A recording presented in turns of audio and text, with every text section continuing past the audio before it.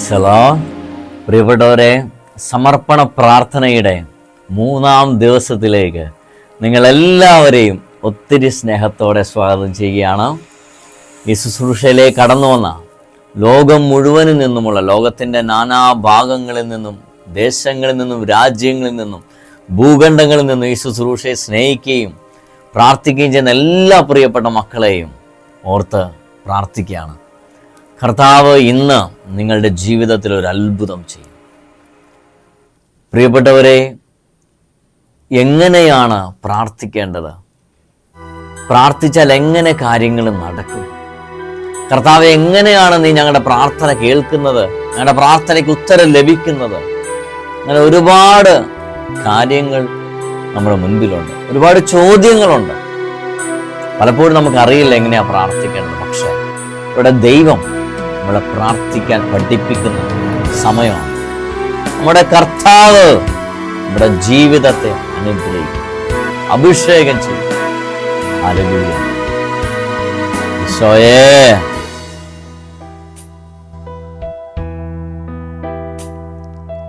പുത്രന്റെ നാമത്തിൽ ചോദിക്കുമ്പോൾ ഉത്തരം തരുമെന്നരുളിയോനേ. പുത്രന്റെ നാമത്തിൽ ചോദിക്കുമ്പോൾ ഉത്തരം തരുമെന്നരുളിയോനേ. നീക്കം വരാത്ത നിൻ വാഗ്ദത്തമെൻ തീർക്കു നീ തന്നുവല്ലോ. നീക്കം വരാത്ത നിൻ വാഗ്ദത്തമെൻ തീർക്കു നീ തന്നുവല്ലോ. കേൾക്കണേ എൻ പ്രാർത്ഥന, നൽകണേ എൻ യാചന. കേൾക്കണേ എൻ പ്രാർത്ഥന, നൽകണേ എൻ യാചന. പ്രാർത്ഥനയ്ക്കുത്തരം നൽകുന്നോനേ, നിന്റെ സന്നിധിയിൽ ഞാൻ വരുന്നേ. പ്രാർത്ഥനയ്ക്കുത്തരം നൽകുന്നോനേ, നിന്റെ സന്നിധിയിൽ ഞാൻ വരുന്നേ. സ്വർഗീയാനുഗ്രഹ ഭണ്ഡാരത്തിൽ വാതിൽ തുറക്കണമേ. സ്വർഗീയാനുഗ്രഹ ഭണ്ഡാരത്തിൽ വാതിൽ തുറക്കണമേ. കേൾക്കണേ നിൻ പ്രാർത്ഥന, നൽകണേ എൻ യാചന. കേൾക്കണേ എൻ പ്രാർത്ഥന, നൽകണേ എൻ യാചന. കർത്താവേ, ഞങ്ങളുടെ പ്രാർത്ഥനയ്ക്ക് ഉത്തരം നൽകണമേ.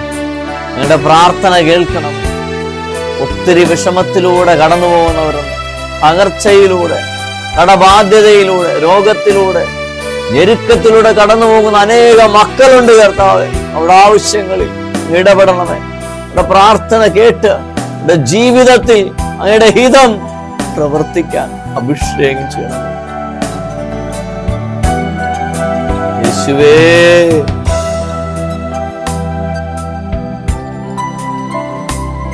Holy Spirit, Jesus, Hallelujah, Praise the Lord, Hallelujah. വലിയൊരു അഭിഷേകം നിറഞ്ഞുകൊണ്ടിരിക്കുക, ശക്തമായൊരു അഭിഷേകം ശരീരം മുഴുവനിൽ ഇങ്ങനെ നിറഞ്ഞുകൊണ്ടിരിക്കുക. Praise the Lord, Hallelujah. പ്രിയപ്പെട്ടവരെ, ഈ 3-ാമത്തെ ദിവസം ദൈവം ചെയ്തുകൊണ്ടിരിക്കുന്ന വലിയ അനുഗ്രഹങ്ങളെ ഓർത്ത് കർത്താവിന് നമുക്ക് നന്ദി പറയാം കേട്ടോ. ഒത്തിരി കാര്യങ്ങൾ നിങ്ങളുടെ ജീവിതത്തിൽ ഇനിയും ഇനിയും ദൈവം ചെയ്യും. അപ്പോൾ ചിലപ്പോൾ ഒരു സംശയം നമുക്കുണ്ടാകാം, കർത്താവേ, ഞങ്ങളുടെ ജീവിതങ്ങളിൽ നീ ഇടപെടുമോ? ഈ 50 ദിവസം ഈ സമർപ്പണ പ്രാർത്ഥന എന്ന ശുശ്രൂഷയിൽ പങ്കെടുത്തിട്ട് കാര്യം നടക്കുമോ? അല്ലെങ്കിൽ അവതാളത്തിലാവുമോ? ഞങ്ങൾക്ക് പൈസ കിട്ടുമോ?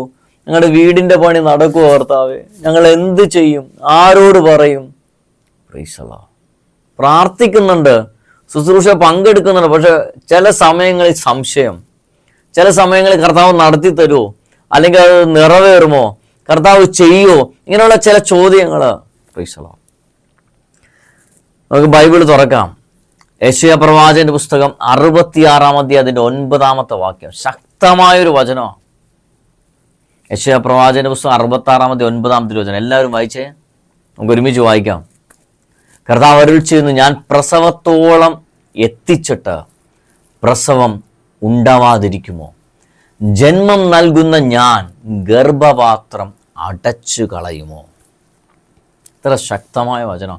ഞാൻ പ്രസവത്തോളം എത്തിച്ചിട്ട് പ്രസവം ഉണ്ടാവാതിരിക്കുമോ?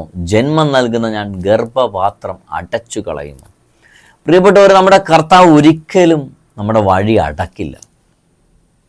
ഇസ്രായേൽ ജനം എത്രമാത്രം പാപം ചെയ്തു, എത്രമാത്രം ദൈവത്തെ ധിക്കരിച്ചു, ദൈവത്തിൽ നിന്ന് അകന്നു, ദൈവത്തെ മറന്നു.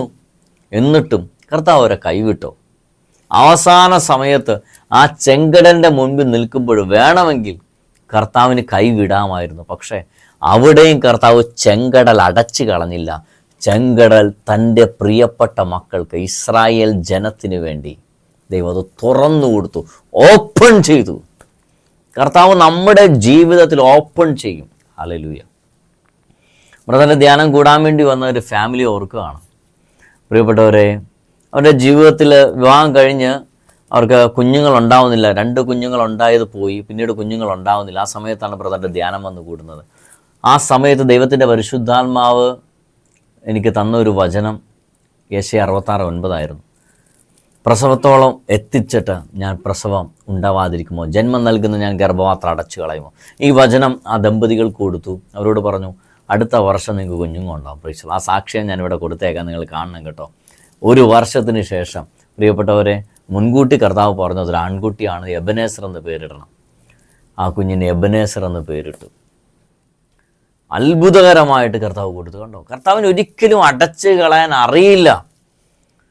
ജോലി അടഞ്ഞു പോയോ? സാമ്പത്തികമായി നിങ്ങൾ തകർന്നു പോയോ? നിങ്ങൾ രോഗത്തിന് അടിമയാണോ? ഞെരുക്കങ്ങളും പ്രശ്നങ്ങളും തകർച്ചകളും നിങ്ങളെ കാർന്നു തിന്നുന്നുണ്ടോ? അവിടെ കർത്താവ് അതിൽ നിന്ന് നമ്മളെ വിടുവിക്കും, നമ്മളെ തുറക്കും ദൈവം. നീ വിശ്വസിച്ച് പ്രാർത്ഥിക്കുക, വിശ്വസിച്ച് പ്രാർത്ഥിക്കണം ഈ പ്രാർത്ഥനയിൽ. ഹല്ലേലൂയ. കർത്താവിന് അടക്കാൻ അറിയില്ല. Praise the Lord. കർത്താവ് തുറക്കും. അനുഗ്രഹത്തിൻ്റെ വാതിൽ കർത്താവ് തുറക്കും. എന്നിട്ട് അടക്കുന്നത് ഏതാ? നമ്മളെ തകർക്കാൻ ശ്രമിക്കുന്ന തിന്മയുടെ വാതിൽ കർത്താവ് അടക്കും. പക്ഷെ നമ്മൾ കർത്താവിൻ്റെ കൂടെ ഉണ്ടാവണം ഇത് ചെയ്യണമെങ്കിൽ. Praise the Lord. വെളിപാടിന്റെ പുസ്തകം 3-ാം അധ്യായം 7-8 തിരുവചനം പറയുന്ന ആ വചനം എടുക്കാം, നമുക്ക് വായിക്കാം. പരിശുദ്ധനും സത്യവാനും ദാവീദിന്റെ താക്കോൽ കൈവശമുള്ളവനും മറ്റാർക്കും അടക്കാൻ കഴിയാത്ത വണ്ണം തുറക്കുന്നവനും മറ്റാർക്കും തുറക്കാൻ കഴിയാത്ത വിധം അടയ്ക്കുന്നവനുമായവൻ പറയുന്നു, നിന്റെ പ്രവൃത്തികൾ ഞാൻ അറിയുന്നു. ഇതാ നിന്റെ മുൻപിൽ ആർക്കും പൂട്ടാൻ കഴിയാത്ത വിധം ഞാനൊരു വാതിൽ സ്ഥാപിച്ചിരിക്കുന്നു. നീ എൻ്റെ വചനം കാത്തു, എൻ്റെ നാമം നിഷേധിച്ചതുമില്ല. കണ്ടോ, ആർക്കും പൂട്ടാൻ കഴിയാത്ത വിധം ഒരു വാതിൽ കർത്താവ് നമ്മുടെ മുൻപിൽ സ്ഥാപിച്ചിരിക്കുന്നു. പഴയ നിയമത്തിൽ അറിയാം, ജോസഫ് സഹോദരന്മാരെല്ലാവരും അവനെ ഉപേക്ഷിച്ചു, പൊട്ടങ്ങണറ്റ് തള്ളിയിട്ടു.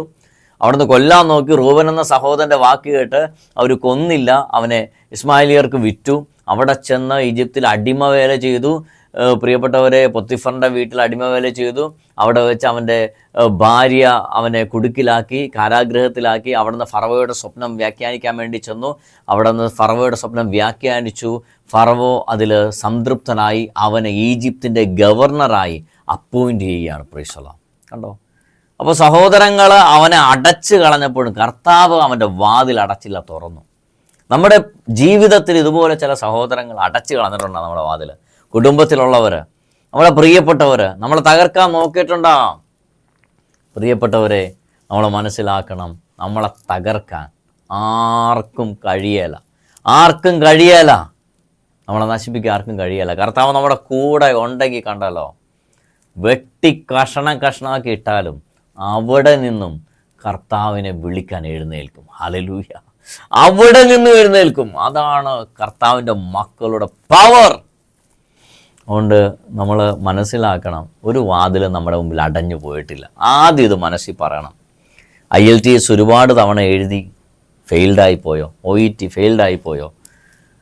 വിദേശ രാജ്യങ്ങളിലേക്കുള്ള വാതിൽ അടഞ്ഞു പോയോ? നിങ്ങളുടെ സാമ്പത്തിക മണ്ഡലങ്ങൾ അടഞ്ഞ അവസ്ഥയിലാണോ? പ്രിയപ്പെട്ടവരെ, നിങ്ങൾ ഉള്ളിൽ പറ, കർത്താവ് തുറക്കും. കർത്താവ് തുറക്കും. എൻ്റെ ദൈവം എൻ്റെ അടഞ്ഞ വാതിൽ തുറക്കുമെന്ന് പറ. ഈ വചനം അതിനു വേണ്ടിയാണ്.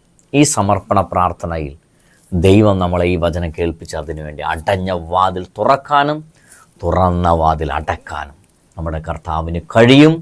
കർത്താവിന് മാത്രമേ അതിന് കഴിയൂ. Praise the Lord. ഒരു നിമിഷം നമുക്ക് പ്രാർത്ഥിക്കാം. പൊന്നു കർത്താവേ, സമർപ്പണ പ്രാർത്ഥനയുടെ 3-ാം ദിവസത്തിലേക്ക് സ്നേഹത്തോടെ കടന്നു വന്ന നിൻ്റെ പ്രിയപ്പെട്ട മക്കളെ, ലോകത്തിൻ്റെ നാനാ ഭാഗങ്ങളിൽ നിന്നും ദേശങ്ങളിൽ നിന്നും ഭൂഖണ്ഡങ്ങളിൽ നിന്നും രാജ്യങ്ങളിൽ നിന്നുമായി ഇതിൽ പങ്കെടുത്തുകൊണ്ടിരിക്കുന്ന എല്ലാവരെയും അവരുടെ ആവശ്യങ്ങളെ നിയോഗങ്ങളെ അങ്ങയുടെ കരങ്ങളിൽ സമർപ്പിക്കുന്നു. കർത്താവെ, കൈവിടരുതേ. ആരുമില്ലാത്തവർക്ക് നീയാണല്ലോ തുണ. കർത്താവെ, ഞങ്ങളുടെ പ്രാർത്ഥനകൾ, ഞങ്ങളുടെ ആവശ്യങ്ങൾ അങ്ങ് നിറവേറ്റി തരണം. അങ്ങയുടെ ഹിതം ഞങ്ങളുടെ ജീവിതങ്ങളിൽ നിറവേറട്ടെ എന്ന് ഞങ്ങൾ പ്രാർത്ഥിക്കുകയാണ്.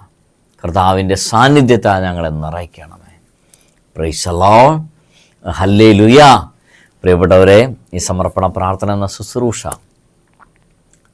നിങ്ങൾക്കൊരു അനുഗ്രഹമായി മാറുന്നുണ്ടെങ്കിൽ നിങ്ങളുടെ റിലേറ്റീവ്സിനും ഫ്രണ്ട്സിനും സോഷ്യൽ മീഡിയയിലുള്ള എല്ലാ പ്ലാറ്റ്ഫോമിലേക്കും നിങ്ങൾ ഈ ശുശ്രൂഷ ഷെയർ ചെയ്ത് കൊടുക്കുക. ഒപ്പം തന്നെ നിങ്ങളുടെ പ്രയർ റിക്വസ്റ്റ് താഴെ കാണുന്ന ഫോൺ നമ്പറിൽ നിങ്ങൾക്ക് അയക്കാം. യൂട്യൂബിൽ താഴെ കമൻറ്റ് ബോക്സിലിടാം. തീർച്ചയായിട്ടും എൽഷദായ് ടീം മുഴുവൻ നിങ്ങൾക്ക് വേണ്ടി 24 hours പ്രാർത്ഥിച്ചുകൊണ്ടിരിക്കുകയാണ്. ഒപ്പം തന്നെ ഈ വരുന്ന ഏപ്രിൽ 24 മുതൽ 27 വരെ 27ാമത്തെ ശക്തീകരണ ധ്യാനം കോട്ടയം ക്രിസ്ത്യൻ ധ്യാനകേന്ദ്രത്തിൽ വെച്ച് നടത്തപ്പെടുകയാണ്. നിങ്ങളെല്ലാവരെയും കുടുംബമായി ആ ധ്യാനത്തിൽ സ്വാഗതം ചെയ്യുകയാണ്. വെക്കേഷനാണ്, അതുകൊണ്ട് പിള്ളേരെല്ലാം ഫ്രീ ആണ്. 3 ദിവസമേ ഉള്ളൂ. 3 ദിവസം കർത്താവിനെ ആരാധിക്കാൻ, കർത്താവിനെ അറിയാൻ നിങ്ങളെല്ലാവരും ഈ ശുശ്രൂഷ കടന്നു വരണം. നിങ്ങൾക്ക് ഇതിന് താഴെ കാണുന്ന നമ്പറിൽ ഫോൺ വിളിച്ച് ബുക്ക് ചെയ്യാൻ. പെട്ടെന്ന് വരാൻ പറ്റില്ല. വളരെ കുറഞ്ഞ ആളുകൾ മാത്രമേ ഈ ധ്യാനത്തിലേക്ക് പ്രവേശിക്കുകയുള്ളൂ. അതുകൊണ്ട് ഇപ്പോൾ തന്നെ നിങ്ങൾ താഴെ കാണുന്ന നമ്പറിൽ വിളിച്ച് നിങ്ങളുടെ സീറ്റ് ബുക്ക് ചെയ്യണമെന്ന് പ്രത്യേകം ഓർമ്മിപ്പിക്കുന്നു. നമുക്ക് ഒരുമിച്ച് പ്രാർത്ഥിക്കാം, കാണാം, കർത്താവിനെ ആരാധിക്കാം. കർത്താവ് നമ്മളെ ശക്തമായിട്ട് നടത്തും കേട്ടോ. ഒന്നുകൊണ്ടും ഭയപ്പെടേണ്ട, കർത്താവ് കൂടെയുണ്ട്. നാളെ 4ാമത്തെ ദിവസത്തിലേക്ക് നമ്മൾ പ്രവേശിക്കുകയാണ്. നാളെ നമ്മൾ വീണ്ടും കാണുന്നത് വരെ കർത്താവിൻ്റെ പൊൻകരം നമ്മളെ പൊതിഞ്ഞു പിടിക്കട്ടെ, സംരക്ഷിക്കട്ടെ. കർത്താവ് നമ്മളെല്ലാവരെയും സമൃദ്ധമായി അനുഗ്രഹിക്കട്ടെ. ആമേൻ.